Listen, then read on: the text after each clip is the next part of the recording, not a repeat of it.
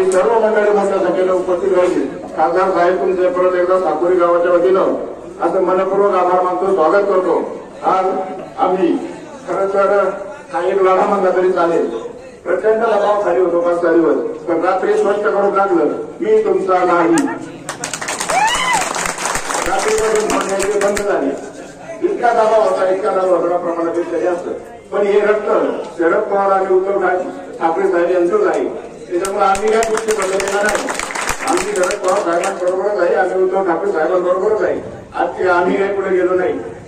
त्यामुळं आज हे साकोरीचं वातावरण पाहिलं तर साहेब बरोबर आमच्या गावातून तुम्हाला 80% मतदान होणार याची ग्वाही आम्ही देतो.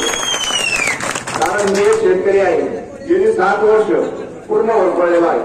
आज दुधाला बाजार फक्त 22 रुपये आणि बिस्लरीची बाटली 20 रुपये. आणि आज संसदेमध्ये 543 खासदार आहेत. त्याचा एकमेव खासदार कांद्यावरती आणि दूध प्रश्नावरती बोलणारा एकमेव खासदार म्हणजे आपले अंमलबजावणी. आजपर्यंत शेतीचं पूर्ण उद्ध्वस्त झाली.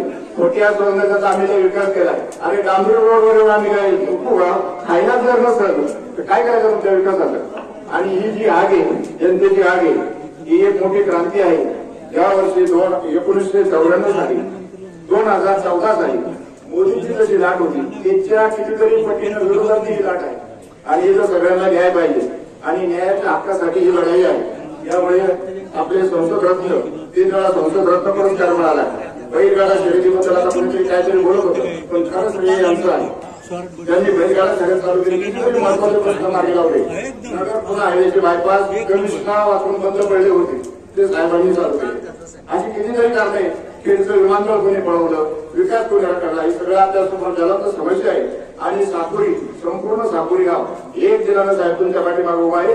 एवढंच नव्हे तर आमचा बेल्ला राजुरी गट, या राजुरी गटातून कमीत कमी 7 ते 8 हजाराचा लीड आपल्याला मिळेल. सर्व तरुण मंडळी आज या ठिकाणी उपस्थित आहे. साहेब काही जास्त बोलत नाही. आपल्या सर्वांना साहेबांच्या भाषणाची आतुरता लागलेली आहे. आणि या ठिकाणी फक्त एकच भाषण होईल ते आदरणीय खासदार अमोलजी कोल्हे साहेब आपला विनंती करतो.